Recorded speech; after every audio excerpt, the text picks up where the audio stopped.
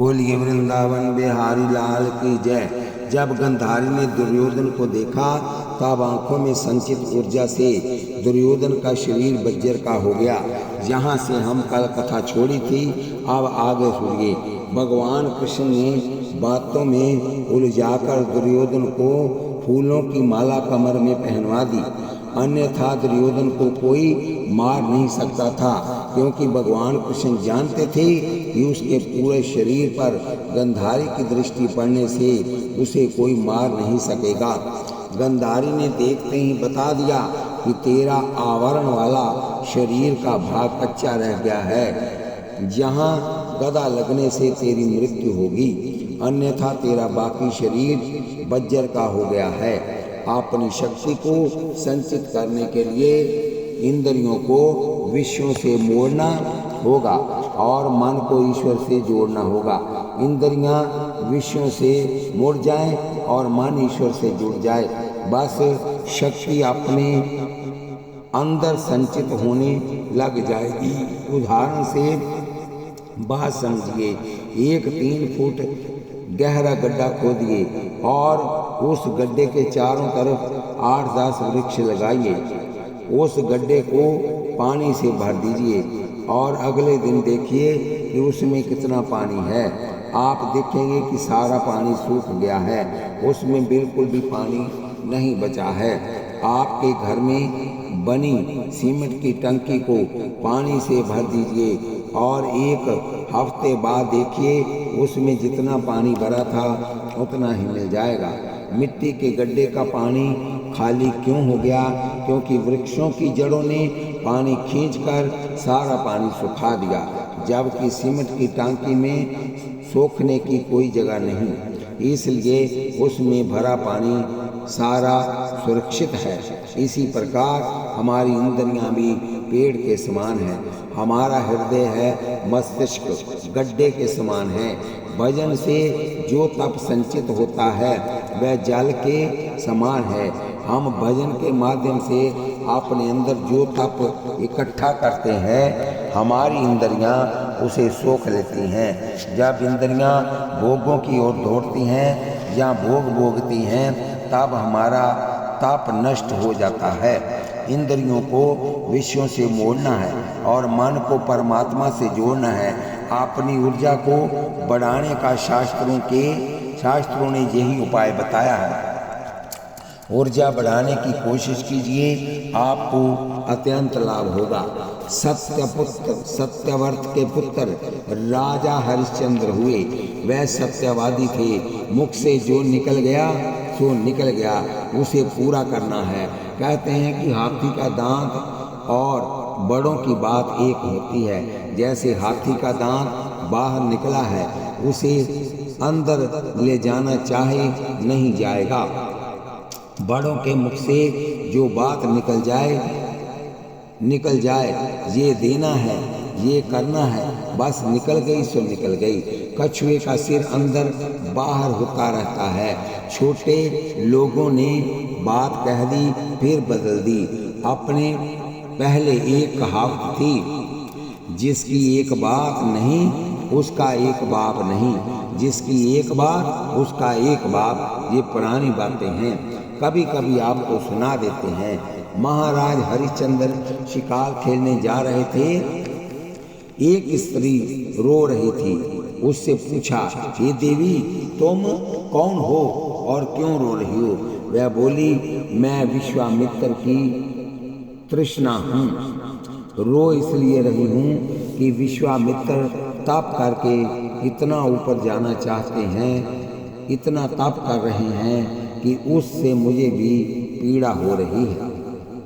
हरिश्चंद्र ने कहा, आंसू पोंछ लो, मैं प्रयास करूंगा कि तुम्हें रोना न पड़े। मेरे राज्य में किसी के आंसू नहीं गिरने चाहिए। उन्होंने विश्वामित्र को रोक दिया। इतनी ज़्यादा महत्वाकांक्षा लेकर तपना अच्छा नहीं है। निष्काम भाव से तपना बहुत अच्छा है, लेकिन कुछ विशेष पाने के लिए तपना नुकसानदायक भी हो सकता है, इसलिए तप छोड़ दीजिए। विश्वामित्र को क्रोध आ गया। वह बोले, तू कौन होता है मुझे रोकने वाला? मैं देखता हूँ राजा हरिश्चंद्र शिकार खेलने आगे बढ़े कि कोई शिकार दिखा और उसे बाण मार दिया और घायल जानवर भाग लिया। क्षत्रिय यदि किसी जानवर पर बाण मार दे और वह न मरे तब वह इसे अपनी तौहीन सम्मानते थे, कमजोरी समझते थे। जब तक वह न मरे उसका पीछा करते थे। वह शिकार काफी दूर निकल गया, फिर छुप गया, दिखाई नहीं दिया। वृद्ध ब्राह्मण के रूप में विश्वामित्र मिल गए। विश्वामित्र मिल गए। बोले, राजन, ये तीर्थ है, इसमें स्नान कर लीजिए। अब स्नान करने के बाद कहा कि अब तुम कुछ दान दीजिए। तीर्थ स्नान के साथ दान अनिवार्य है। स्नान और दान का संग साथ है। जैसे कहते हैं इसे चाय पानी कराओ, दो शब्द इकट्ठे बोले जाते हैं। इसी प्रकार स्नान और दान, आप स्नान कीजिए तब दान कीजिए, व्रत करने के बाद दान दीजिए, कथा सुनने के बाद दान दीजिए। यज्ञ की पत्नी का नाम है दक्षिणा। यज्ञ है नारायण और दक्षिणा उनकी पत्नी है। पत्नी और पति से ही पुत्र उत्पन्न होते हैं। आपने यज्ञ किया, दक्षिणा नहीं दी, तब बिना पत्नी के पुरुष क्या पैदा करेगा। इसलिए यज्ञ के बाद, तीर्थ स्नान के बाद थोड़ा सा दान अवश्य करें। ये नहीं लिखा कि इतना करें, लिखा है कि करें, दान करें। रुपए, 2 रुपए, 5 रुपया, कुछ भी करें, लेकिन श्रद्धा और समर्थ के अनुसार दान जरूर करें। ज्ञान के बाद दान, कथा सुनी, कुछ अर्पण करें। हम सारे देश में घूमते रहते हैं। पंजाबी समाज का ये बड़ा अच्छा रूप है। उनकी ये पद्धति बहुत अच्छी है। यदि वे सुनते हैं तब कुछ न कुछ दान जरूर करते हैं। इसलिए पंजाब हर प्रांत से सुखी भी है। राजा हरिश्चंद्र का दान का संकल्प। विश्वामित्र ब्राह्मण के वेश में बोले, अब स्नान किया है इसलिए कुछ दान भी कीजिए। महाराज हरिश्चंद्र ने स्वीकृति देते हुए कहा, ठीक है, अब क्या दान करें। कुछ विचार कर एक ब्राह्मण की कन्या और एक लड़के को खड़ा कर दिया और बोले, ये गरीब हैं, इनकी शादी कर दीजिए। ठीक है, कर देते हैं, इन्हें कुछ देना होगा। महाराज, जो आप कहते हैं कर देते हैं, मैं जो कहूँगा आप दे देंगे। राजा बोले, हाँ, कहिए क्या देना है। अपना राज्य दे दीजिए। दे दिया, मुंह से निकला और दे दिया। बाद में सोचते भी रहे कि मेरे मुख से ये क्या निकल गया। फिर सोचा कि निकल गया है इसलिए पूरा करना है। हरिश्चंद्र अपने महल में वापस आए। स्नान करके पूजन करने बैठे ही थे कि विश्वामित्र आगे बोले, राजन, आपने राज्य दान किया है। हाँ महाराज, किया है। तब दान के बाद दक्षिणा भी दी जाती है। दान के ऊपर दशांश रूप में दान होता है। आप हमको 14 भार सोना लाकर दें, तब आपको राज्य दान करने का फल प्राप्त होगा। खजाने में से दिला दिया जाए। विश्वामित्र ने कहा कि जब सारा राज्य आप हमें दे चुके हैं, खजाना बाहर तो नहीं रह गया। हरिश्चंद्र विचार में पड़ गए। उन्होंने कुछ सोचा और फिर कहा, भगवान, मुझे कुछ समय दिया जाए। हाँ, 1 महीने का समय दिया जा रहा है और इतने समय में दक्षिणा न देने पर सीधे नरक जाना पड़ेगा, या अभी कह दो कि तुम्हें दक्षिणा नहीं दे सकती। हरिश्चंद्र ने कहा, नहीं महाराज, मैं देने का प्रयास करूंगा।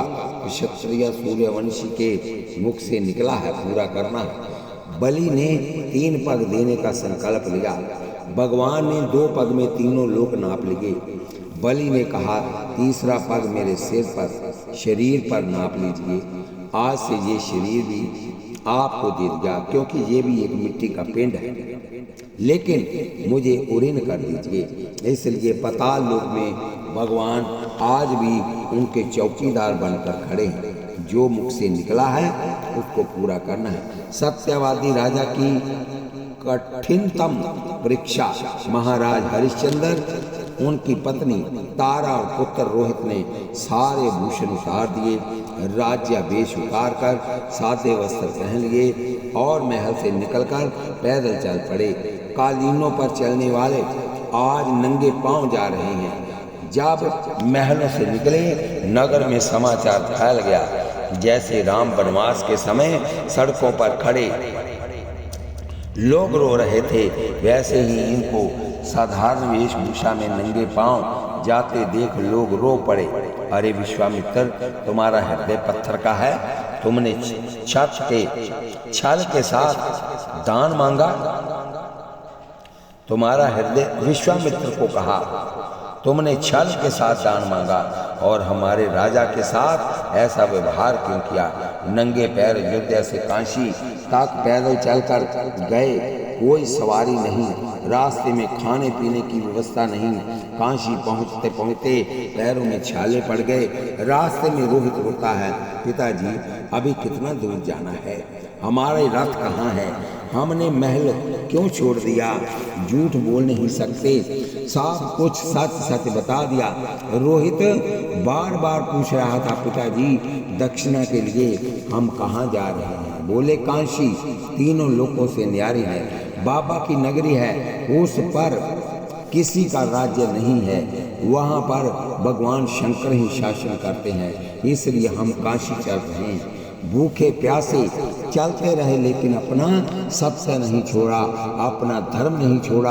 आजकल अंग्रेजी पढ़कर लोग धर्म का महत्व ही भूल गए हैं, देश का स्वाभिमान ही भूलते जा रहे हैं। आजकल कुछ भी होता रहे लेकिन हमें पैसा मिलना चाहिए, ये लोगों की बुद्धि में बैठ गया है।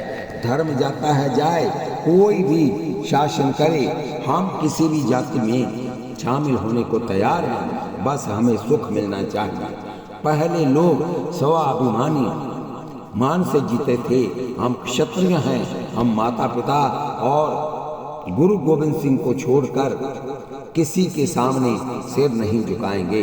5 पांडव 13 वर्ष वन वन भटकते रहे, अज्ञातवास में अनेक कष्ट झेले, क्या क्या नहीं सहा। कष्ट सहने वाला व्यक्ति ही आगे बढ़ता है।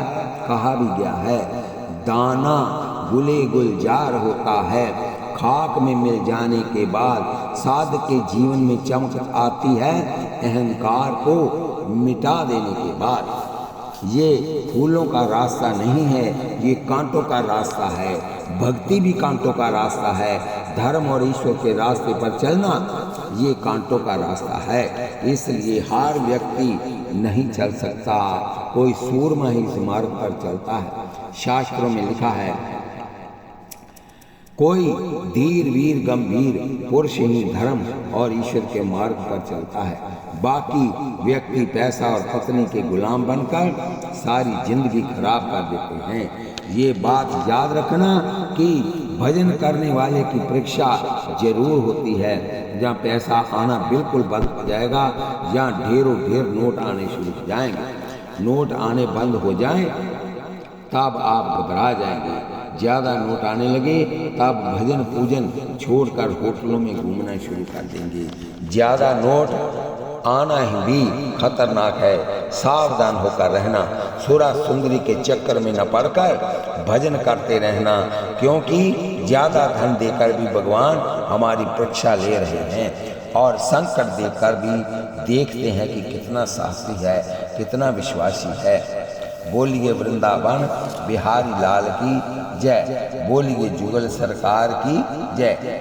हमारे दादा जी माँ की पूजा किए बिना भोजन नहीं करते थे, दुर्गा सप्तशती का पाठ करके ही भोजन करते थे। और अभी भी वह हस्तलिखित पुस्तक है, वह सदा उसे लपेट कर रखते थे और पूजन पाठ करते रहते थे। जरूरत पड़ने पर किसी से 2 रुपये उधार ले लिए और एक निश्चित तिथि को वापस करने का वायदा कर लिया। वह दिन आ गया लेकिन 2 रुपये की व्यवस्था नहीं हुई। उस समय 1 रुपये भी 1000 के समान होता था और उसके पास 8 गांवों की प्रोहती थी और 8 गांवों में उनके जजमान थे। वह गांव-गांव घूमते रहे, लेकिन पैसों की व्यवस्था नहीं हुई। गुरुजी कल ले लीजिएगा, परसों ले लीजिएगा, और आज अभी देने को कोई तैयार नहीं था। वह पहले ही वचन दे चुके थे। बहुत परेशान हुए लौट कर आए और बोले, माँ, संसारी माँ भी अपने बच्चे की इच्छा पूरी करने के लिए कुछ भी कर देती है। इसकी इच्छा पूरी करने के लिए अपने जेवर भी बेच देती है, और आप जगन माता हैं। आपके बच्चे की बात कटने जा रही है और आप ध्यान नहीं दे रही हैं। अपनेपन में रोष भी होता है ना। ज्यादा अपनेपन में पत्नी पति पर बिगड़ जाती है। कभी कभी अपनेपन के कारण किसी तकलीफ में रोकर बिगड़ कर भी बात कर लेती है। ये दोष नहीं है, ये प्यार का रोष होता है। वह अपनेपन में माँ से नाराज होकर रोष आकर रो गए, सो गए। ना हम आज पूजा करेंगे, ना पाठ करेंगे। हमारे घर में इस घटना की चर्चा होती रहती है। हमारे पिताजी भी सुनाया करते थे, और जैसे ही आंखें लगी ऐसे लगा कि माँ आई और गाल पर प्यार चपत लगाई और कहा, उठो, पूजा करो, अपना नियम नहीं छोड़ना चाहिए।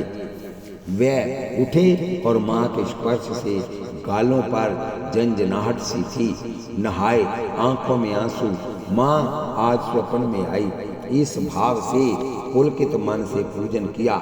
हृदय भाव से भरा हुआ था। पैसे देने थे, लेकिन दे नहीं पाएंगे। दूसरे माँ का स्पर्श और पूजा करके जैसे ही पास पाठ करने के लिए पुस्तक खोल के देखा, चांदी के 4 रुपए उसमें रखे हुए थे, और उस पुस्तक को घर में कोई खोलता नहीं था। वे ही पाठ करते थे और वे ही बांध कर रखते थे। किसी ने नहीं कहा कि हमने रखे थे। घर में थे ही नहीं, रखता कौन। तब समझ में आ गया कि ये माँ ने ही कृपा की है। 2 रुपए उधार के वापस किए और 2 रुपए में ठाकुर जी की मूर्ति और पूजा पाठ का सामान लेकर आए। सीधी सी बात यह है कि भक्तों की परीक्षा होती है। स्कूल में पढ़ते समय विद्यार्थियों की परीक्षा होती है ना। बिना परीक्षा के उन्हें अगली क्लास में नहीं भेजा जा सकता। आप जब भजन करेंगे आपकी भी परीक्षा होगी। बोलिए वृंदावन बिहारी लाल की जय। आप हरिश्चंद्र की परीक्षा के बारे में ध्यान से सुनिए। काशी पहुँचे उन्हें 29 दिन हो गए। उन्हें 29 दिन हो गए, लेकिन कोई व्यवस्था नहीं हुई। विश्वामित्र राय पूछा, राजन कोई व्यवस्था हुई? नहीं महाराज, अभी तक नहीं हो पाई। बोल दो, नहीं दे सकते। कैसे बोलूं? अपनी बात काटना अपना बाप काटना है, बात नहीं कटनी चाहिए। जब तक मेरे शरीर में श्वास है मैं देने की कोशिश करूंगा। अभी 24 घंटे शेष हैं। तुम 29 दिन में कुछ नहीं कर सके, 24 घंटों में क्या करोगे? मना क्यों नहीं कर देते? बोले, मैं नहीं करूंगा, मैं सूरजवंशी। अच्छा, मैं कल शाम को आऊंगा। यदि नहीं दिया तब श्राप देकर नरक भेज दूंगा। तमाते हुए विश्वामित्र चले गए। अब हरिश्चंद्र चिंता में पड़ गए। क्या करूं? क्या होगा? राज्य जाने का दुख नहीं है, दुख इस बात का है कि मेरा सत्य न चला जाए, मेरा धर्म न चला जाए। पत्नी तारा ने कहा, नाथ एक उपाय है, शायद उससे आपका धर्म बच जाए। क्या? बोली, पत्नी भी पुरुष की संपत्ति होती है। मुझे अपनी संपत्ति समझकर आप बेच दीजिए और उससे अपनी दक्षिणा देकर अपना वचन पूरा कर दीजिए और अपने धर्म की रक्षा कीजिए। धन्य है ऐसी पत्नी। आज ऐसी पत्नियां हैं जो पति को अपने मायके का जेवर भी नहीं देंगी। अपनी पत्नी की बात सुनकर हरिश्चंद्र आंख फाड़कर उसे देख रहे थे। देवी, तुम क्या कह रही हो? जिसने जीवन में गिलास में पानी लेकर ना पिया हो, जिसने जीवन में कोई काम ना किया हो, क्योंकि राजे महाराजे स्वयं काम कहाँ करते हैं, उनके पास हर काम के लिए नौकर चाकर रहते हैं। और वह जो राज रानी थी सैकड़ों दास दासियां आगे पीछे घूमती थी और चवर दिलाती रहती थी। राज सुख भी स्वर्ग का सुख होता है। तारा बोली, अपना धर्म बचाइए। महाराज, पत्नी चली गई फिर मिल जाएगी, लेकिन यदि धर्म चला गया तब कुछ नहीं बचेगा। आप इस बात को ध्यान में रखकर अपने धर्म को बचा लीजिए। हरिश्चंद्र के आंसू निकल आए। कैसी सुशीला पत्नी है। अंत में निर्णय हो गया कि जाकर बेच देता हूँ। चौराहे पर जाकर आवाज लगाई, किसी को नौकरानी की आवश्यकता है, मैं अपनी पत्नी बेच रहा हूँ, कोई खरीद ले। अनेक लोग एकत्रित हो गए, ठहाका मारकर हंसने लगे। यदि आप धर्म का पालन करते हैं और लोग आपका मजाक उड़ाते हैं, ऐसे में उस मजाक से घबरा जाने वाले कच्चे भक्त हैं। लोग महाराज का भी मजाक उड़ा रहे थे। ये जुआरी है, जुआरी जुए में सब कुछ हार गया है, कर्जे से लदा है, इसलिए पत्नी बेच रहा है। कोई कहता ये शराबी है, शराबी शराब के लिए अपनी स्त्री बेच रहा है। किसी ने कहा ये बुज़दिल है, कायर है, कमाकर खा नहीं सकता, इसलिए पत्नी को बेच खाएगा। और सब जोर जोर से हंस रहे थे ताकि किसी तरह से ये घबरा जाए। तारा हाथ जोड़कर बोली, प्राणनाथ, इनकी ओर ध्यान न दें, आप अपने धर्म की रक्षा करें।